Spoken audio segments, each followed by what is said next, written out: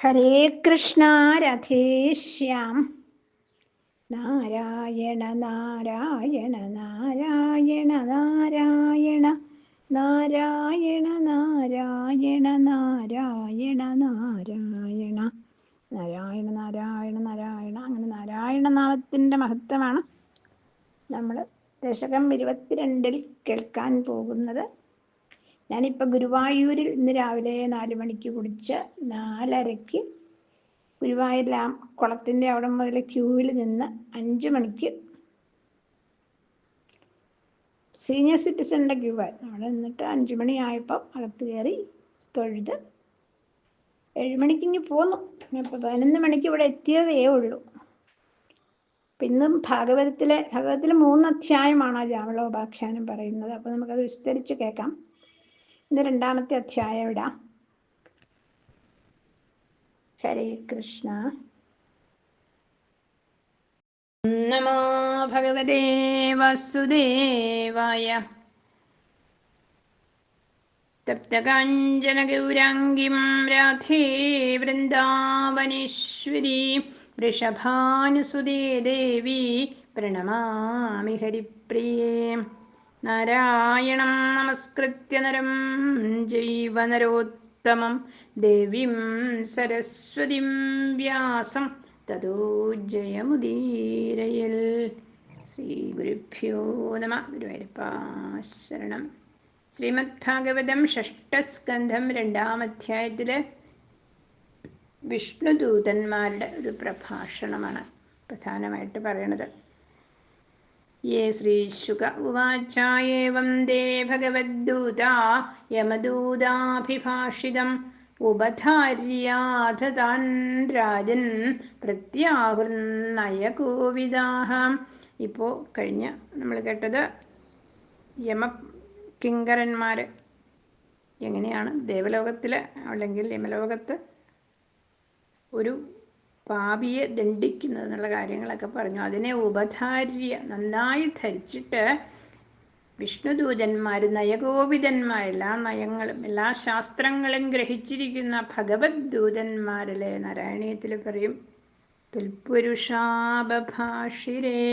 ഭഗവാന്റെ ഭക്തന്മാരാണെങ്കിൽ എങ്ങനെ വേണം എന്നാണ്. പാപികളായിരിക്കുന്നവർ, നാമം ജപിക്കുന്നവരെയൊക്കെ ഏത് രീതിയിൽ നമ്മൾ സംരക്ഷിക്കണം, നല്ല രീതിയിൽ അവരോട് സൗഹൃദം വളർത്തണം എന്നും കൂടി ഈ വിഷ്ണുദൂതന്മാരുടെ സംഭാഷണത്തിൽ മേൽപ്പത്തൂരെടുത്ത് പറയണ്ടേ. അവിടുത്തേടെ പാർഷദന്മാർ പറഞ്ഞു, അവിടുത്തേടെ ആളുകൾ പറഞ്ഞു എന്നെടുത്തെടുത്ത് പറയാനുള്ളത്. വിഷ്ണുദൂതന്മാർ പറഞ്ഞു, അഹോ കഷ്ടം, ഇത് വലിയൊരു കഷ്ടം തന്നെയാണ്. കാരണം ധർമ്മദൃശാം സഭ, ധർമ്മമറിയുന്നവരുടെ സഭയെ അധർമ്മം സ്പർശിക്കുന്നു അല്ലേ. യാതൊന്നിൽ പാപമില്ലാത്തവരെയൊക്കെ ദണ്ഡിക്കാൻ തുടങ്ങുകയാണ് യമൻ്റെ ലോകത്തിലേക്ക് കൊണ്ടുപോയിട്ടേ. എന്താ ഈ സഭയിൽ പോകുന്ന ആളുകൾക്കൊന്നും അത്രയ്ക്ക് എന്താ, സഭയിലിരിക്കുന്നവർക്ക് വിവരമില്ലാതെ വരണേ. എന്താ പ്രജകൾ ഇവിടുന്ന് തിരഞ്ഞെടുത്ത് വിടണ പ്രജാപതികൾ അവിടെ പോയിട്ട് ശാസിക്കുന്നവരാണല്ലേ. അവർ എന്താ ചെയ്യണേന്ന് നോക്കിയിരിക്കുക. യദ്യതാചരതി ശ്രേയാൻ ഇതരസ്തത്വദീഹത. അവരിവിടുന്ന് പോയിട്ട് നമുക്ക് നന്മയും ധർമ്മമൊക്കെ ചെയ്യേണ്ട ആളുകൾ അവിടെ പോയിട്ട് വെറുതെ ബഹളം കൂട്ടി പട്ടി കുറയ്ക്കും പോലെ പ്രവർത്തിച്ചുകൊണ്ടിരിക്കുന്നത് എന്തുകൊണ്ടാണെന്ന്. ഏതേതിനെ ആചരിക്കുന്നുവോ ശ്രേഷ്ഠന്മാർ അതിനെയാണ് മറ്റുള്ളവർ ലോകം പ്രമാണമാക്കണം. നമ്മളിപ്പോൾ നാരായണീയം വായിച്ച് നാമം ജപിക്കുന്നു എന്നും പറഞ്ഞാൽ ആരും കേൾക്കില്ല. അതെന്ന് വെച്ചാൽ പ്രധാനമന്ത്രി ഒരു അമ്പലത്തിൽ പോയി എന്നൊക്കെ പറഞ്ഞാൽ അതാണ്. നമ്മൾ തിരഞ്ഞെടുത്ത് വിടുന്ന അവരെന്ത് ചെയ്യണു എന്നതാണ് ആളുകൾ നോക്കണത്. അയം ഹി കൃതനിർവേശോ, ഈ അജാമിളൻ ജന്മകോട്ട്യംഹസാമപി, കോടി ജന്മങ്ങളിലെ പാപത്തിന് പ്രായശ്ചിത്തം, കൃതനിർവേശ പ്രായശ്ചിത്തം ചെയ്തു. എങ്ങനെയാണ്? അപ്പം ഇത് യമദൂതന്മാർക്ക് അത്ര സമ്മതമായില്ല. കാരണം അവർ കുറേ സാക്ഷികളെയൊക്കെ പറഞ്ഞല്ലോ, അവരാരും ഇത് പറഞ്ഞില്ലല്ലോ എന്നാണ്. അപ്പം അതൊന്നും ഞങ്ങളുടെ ചിത്രഗുപ്തൻ പോലും പറയാത്ത കാര്യം അതിവിടെ വന്നപ്പോൾ ഉണ്ടായത്.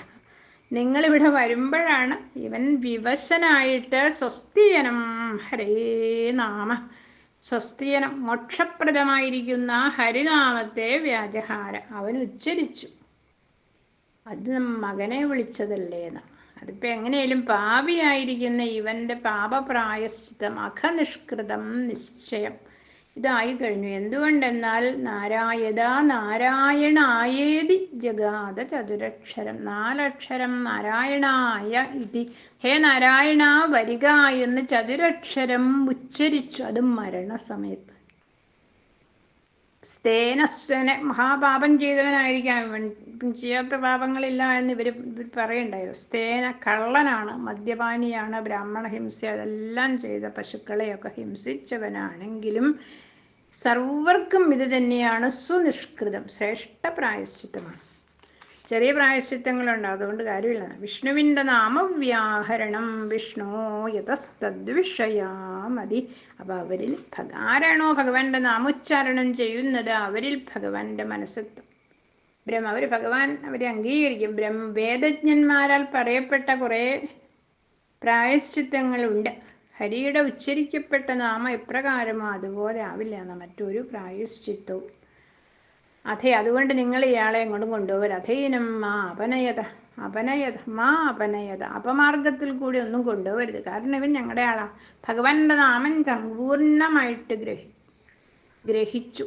അപ്പോൾ ഇവർക്ക് അതേ സംശയം വന്നല്ലോ. അതുകൊണ്ട് പറയുകയാണ് അങ്ങനെയല്ല. നാമം ജപിക്കുമ്പോൾ അതിങ്ങനെ കാലം നീട്ടിയിരുന്നുറക്കം തൂങ്ങി അങ്ങനെയല്ല. സാങ്കേത്യം പാരിഹാസ്യം ചൊടിയായിട്ട് ജപിക്കണം, സങ്കേതമായിട്ട് ജപിക്കുക. പുത്രനൊക്കെ പേരിടുമ്പോൾ രാമകൃഷ്ണ എന്നിങ്ങനെയുള്ള പേരുകളിട്ട് അത് വിളിക്കും. പിന്നെ എങ്ങനെയാണ് പരിഹാസമായിട്ടും പറയാം. അല്ലെ, നാരായണീയത്തിൽ മേൽപ്പത്തൂരെന്ന് പറയാറുണ്ട്, എന്നെ ഇവരൊക്കെ പരിഹസിക്കുന്നു. പാപോയം കൃഷ്ണരാമേതി, ഇതാ ഒരുത്തൻ അമ്പലത്തിൽ പോയിരുന്ന കൃഷ്ണ രാമ ഗോവിന്ദ ജപിക്കുന്നു. അല്ലെ, വേറെ ചിലരിങ്ങനെ നാമത്തിനൊക്കെ ദക്ഷിണ കിട്ടാൻ വേണ്ടി അങ്ങനെ പരിഹസിക്കുന്ന കൂട്ടത്തിൽ രാമകൃഷ്ണ പറയുന്നുണ്ടെങ്കിൽ ജയിച്ചു എന്ന്. പരിഹാസം കൊണ്ടോ സ്തോഭം, രസപൂർത്തിക്ക് വേണ്ടിയിട്ട് നമ്മളൊരു രാഗാലാപം ചെയ്യുമ്പോഴോ, അല്ലെങ്കിൽ ഇപ്പം മേൽപ്പത്തൂര് തന്നെ മലയാളിയാണെന്നുള്ളതിൻ്റെ തെളിവാണ്. മേൽപ്പത്തൂരും പൂന്താനവും പറയുന്നുണ്ട് അല്ലേ. ശിവശിവകിലതം ഗർഭിണീമഭ്യഹാസി, ശിവശിവ ഗർഭിണിയെ ഉപേക്ഷിച്ചുവല്ലോ അവിടുന്ന് എന്ന് പറയാം. എഴുത്തച്ഛൻ്റെ ഹരിനാമകീർത്തനത്തിൽ മുഴുവനും കാണാം, എല്ലാത്തിൻ്റെ അവസാനം നാരായണായ നാമകീർത്തിരിക്കുന്നത്. അങ്ങനെ ആ രീതിയിലും നാമം ജപിച്ചാൽ മതി. നമ്മൾ ധാരാളമായിട്ട് കീർത്തനങ്ങൾ അങ്ങനെ ചൊല്ലിയാലും മതി. പിന്നെ പരിഹാസ്യം വാ സ്തോഭം ഹേളനമേവ, പരിഹാസ്യമായിട്ട് പറയാത്ത രക്ഷനെ കൊണ്ട് എന്താ, അല്ലെങ്കിൽ ഇതൊക്കെ എന്തുകൊണ്ട് എന്താ കാര്യം. ശരിക്കും നമ്മുടെ ശിശുപാലനൊക്കെ പറഞ്ഞ പോലെ പറയാം. അങ്ങനെ ആക്ഷേപിച്ച് പറഞ്ഞാലും കൃഷ്ണൻ്റെ നാമമാണ് ഉച്ചരിക്കുന്നതെങ്കിൽ പാപം നശിച്ചു പോകും. അപ്പം മുകളിൽ നിന്ന് വീഴുകയോ മുറിക്കപ്പെടുകയോ സന്തഷ്ട, ഏതെങ്കിലും വിഷമങ്ങൾ ഉണ്ടാവുമ്പോൾ തപിച്ച് പനി പിടിച്ചിട്ടോ പരവശനായിട്ടോ ഹരേ എന്നൊന്ന് വിളിച്ചാൽ പിന്നെ അവന് നരകദണ്ഡുണ്ടാവില്ല. ഗുരുത്വമുള്ളതായാലും ലഘുവായാലും പാപങ്ങളെല്ലാം പോകും. കോടി ജന്മത്തിലെ പോകുന്ന തപോദാനജപ പല രീതിയിലുള്ള തപസ് ചെയ്തുമൊക്കെ പ്രായശ്ചിത്തം ചെയ്യാറുണ്ട്. അതുകൊണ്ടൊന്നും കാര്യമില്ല, വാസന നശിക്കില്ല. മുകുന്ദരെ ഇപ്പം അവിടുത്തെ സേവനം കൊണ്ട് തന്നെ അതിന് വാസനയും കൂടെ നശിക്കും. അഥവാ ജ്ഞാനാൽ പറഞ്ഞില്ല എന്ന് വെച്ചാൽ കാര്യമൊന്നുമില്ല. ഒരാൾ തീക്കൊള്ളി എടുത്ത് കുട്ടി കളിച്ചു അല്ലേ, വൈക്കോത്തുറുവിൻ്റെ അടുത്തിരുന്ന് കളിച്ചു, വൈക്കോത്തുറു മുഴുവൻ കത്തിപ്പോയി, അതിൽ നിന്ന് തീ പിടിച്ചു, കുട്ടി അറിഞ്ഞില്ല, അതുകൊണ്ട് കത്താൻ പാടില്ല എന്ന് പറയാൻ പറ്റും. അതുപോലെയാണ് ഉത്തമശ്ലോകനായ ഭഗവാന്റെ നാമം വേണ്ട പോലെ കീർത്തിക്കപ്പെട്ടാൽ അഗ്നി വിറകിനെ എന്ന പോലെ പുമാന്റെ പാപം നശിപ്പിക്കും. വീര്യതമമായിരിക്കുന്ന ഔഷധം എതിർച്ചയാ ഉപയോഗിച്ചാലും അജാനത അറിയാഞ്ഞിട്ടായാലും ചിലപ്പോൾ അത് രോഗം മാറാൻ ഉപയോഗിക്കാം. ചില കുട്ടികളൊക്കെ അല്ലേ പാരസെറ്റമോളോ 4 കൂടുതലും കഴിച്ചാൽ തട്ടിപ്പോയി അങ്ങനെയും വരും. പക്ഷെ അതറിയാഞ്ഞിട്ടാണ് എന്നൊന്നും പറഞ്ഞിട്ട് കാര്യമില്ല. അതിൻ്റെ ആ വസ്തുവിൻ്റെ പ്രത്യേകത അത് കാണിക്കും, അതിൻ്റെ സ്വഭാവം അതാണ്. തൈവം അവരിങ്ങനെ ഭഗവൻ നാമധേയത്തെ സംബന്ധിച്ച ധർമ്മത്തിനെ വിസ്തരിച്ചു പറഞ്ഞു. അത് കേട്ടപ്പോൾ യമദൂതന്മാരെ അവർ യമസമീപത്തിൽ ചെന്നിട്ട് യമരാജാവിനോട് ഇതെല്ലാം പറഞ്ഞു. അവർക്കതങ്ങ് ഉറപ്പായി, കാരണം അത്ര ഭംഗിയായിട്ടാണ് ഏവം സുവിനിർണീയ വ്യക്തമായിട്ട് ശാസ്ത്രങ്ങളിൽ നിന്ന് എടുത്തെടുത്ത് അവർ പറഞ്ഞു.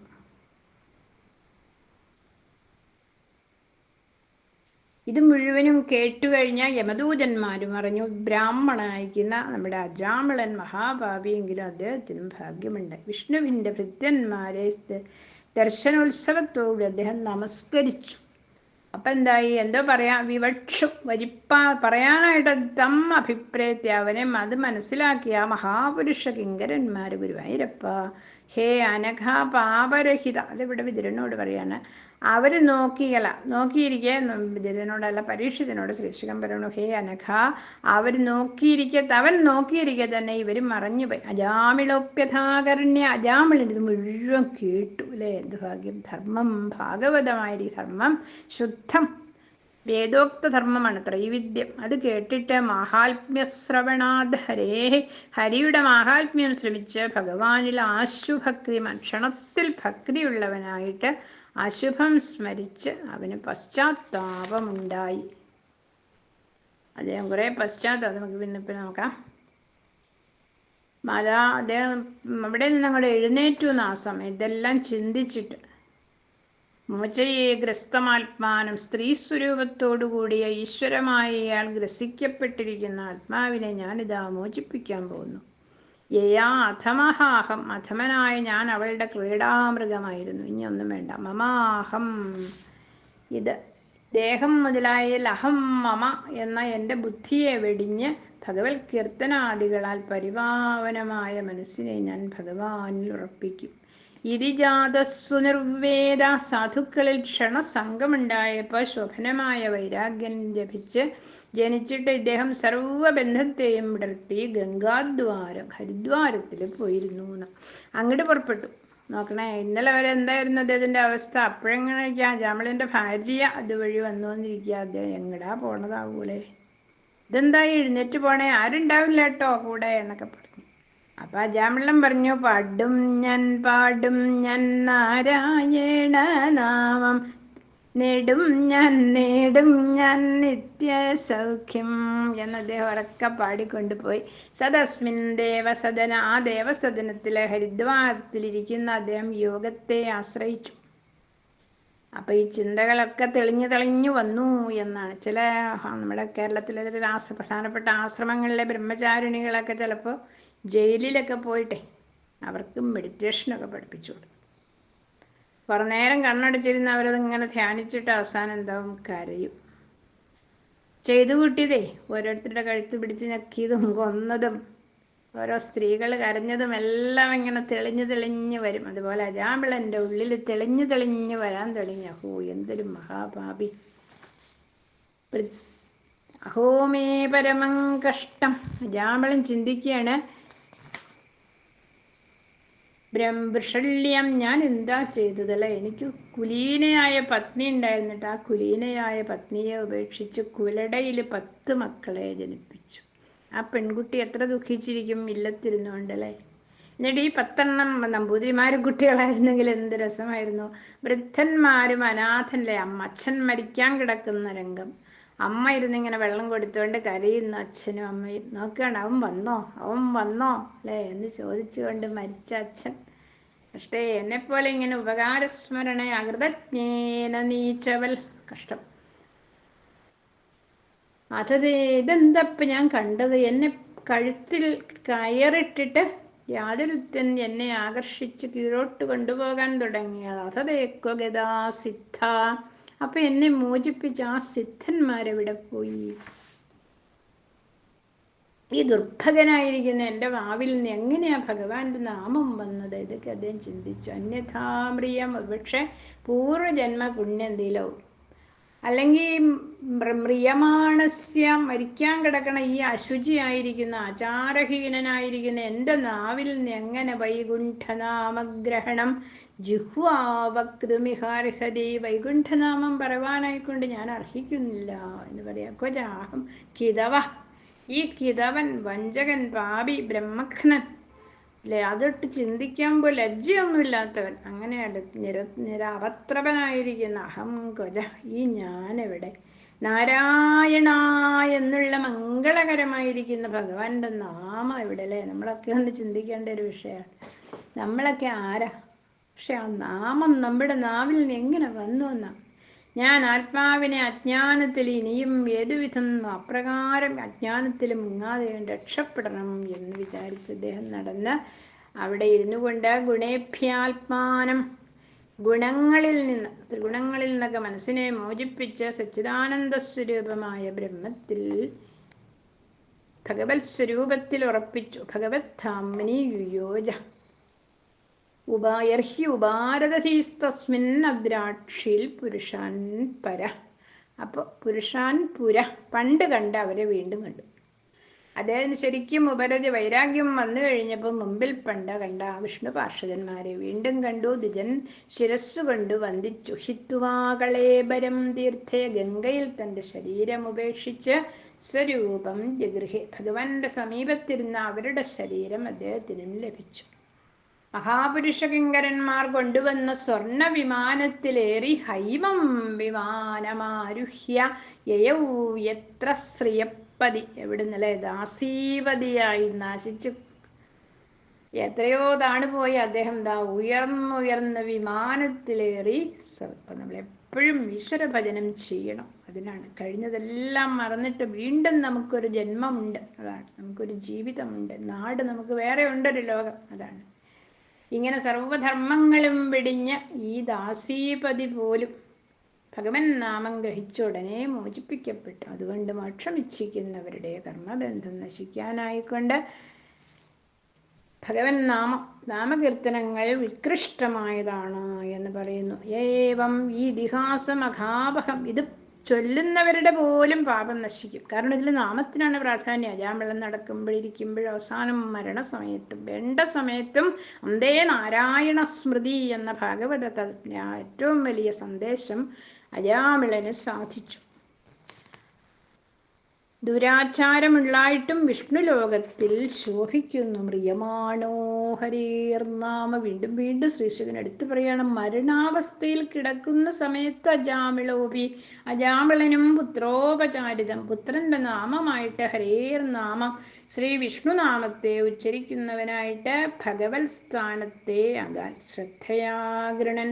അപ്പം നിങ്ങളെപ്പോലെ ശ്രദ്ധാപൂർവം ഉച്ചരിക്കുന്നുവെങ്കിൽ പിന്നെ പറയണമോ. അതാണ് പൂന്താനം പറഞ്ഞത്. ചുട്ടു തിന്നുന്നു ജന്മം കാലമിന്നു കലിയുഗമല്ലയോ, ഭാരതമിപ്രദേശവുമല്ലയോ, ഹരിനാമങ്ങളില്ലാതെ പോകയോ, നരകങ്ങളിൽ പേടി കുറകയോ. അജാമിളൻ എങ്ങോട്ട് പോകേണ്ട ആളായിരുന്നു, എവിടെ എത്തി എന്നുള്ളത് എപ്പോഴും ഓർത്തുകൊണ്ട് നമ്മളത് നല്ല രീതിയിൽ അതിൽ ഉത്സാഹിക്കണം.